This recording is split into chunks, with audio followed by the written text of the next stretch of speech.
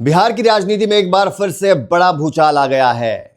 कुछ ही हफ्तों पहले राज्यसभा चुनाव जीतने वाले बिहार के मुख्यमंत्री नीतीश कुमार अब बिहार विधान परिषद से इस्तीफा दे चुके हैं। आपको बता दें, उनका इस्तीफा स्वीकार हो गया है और इसी बीच जन सुराज के संस्थापक प्रशांत किशोर ने एक बड़ा बयान भी दिया है। उन्होंने कहा है कि बिहार का अगला मुख्यमंत्री कौन बनेगा, यह फैसला नरेंद्र मोदी और अमित शाह करेंगे। आज के इस वीडियो में हम पूरी डिटेल में जानेंगे, समझेंगे कि क्या चल रहा है बिहार में। आखिर नीतीश कुमार अचानक राज्यसभा क्यों जा रहे हैं और अगला सीएम कौन होगा। तो दोस्तों, नीतीश कुमार ने मार्च की शुरुआत में राज्यसभा चुनाव लड़ने का ऐलान किया था। हम सभी जानते हैं 5 मार्च को उन्होंने नामांकन भी दाखिल कर दिया था और वो भी अमित शाह की मौजूदगी में। 16 मार्च को एनडीए के सभी 5 उम्मीदवार जीत गए, जिसमें नीतीश कुमार और बीजेपी के राष्ट्रीय अध्यक्ष नितिन नवीन भी शामिल थे।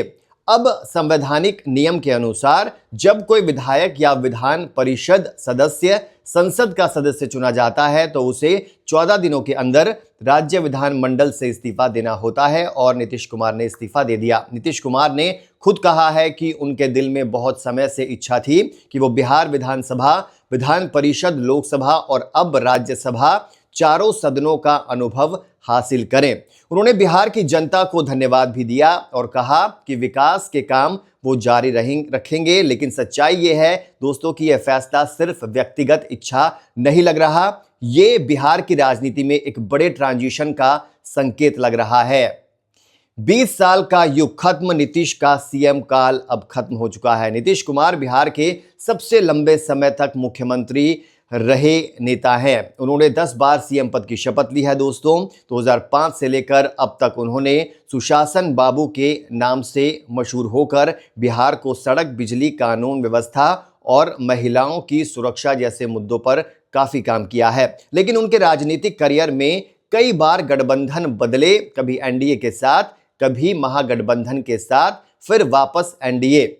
दिसंबर 2025 के विधानसभा चुनाव में एनडीए की बड़ी जीत के महज 3-4 महीने बाद ही ये बदलाव आ रहा है। अब नीतीश के राज्यसभा चले जाने के बाद बिहार में पहली बार बीजेपी का मुख्यमंत्री बन सकता है। ये बिहार के लिए ऐतिहासिक पल होने वाला है, क्योंकि अब तक हिंदी हार्टलैंड के बाकी राज्यों में बीजेपी सीएम दे चुकी है, लेकिन बिहार में नहीं। कुछ रिपोर्ट्स में नीतीश के बेटे निशांत कुमार को डिप्टी सीएम बनाने की भी चर्चा थी, लेकिन अभी तक सब कुछ अनिश्चित लग रहा है।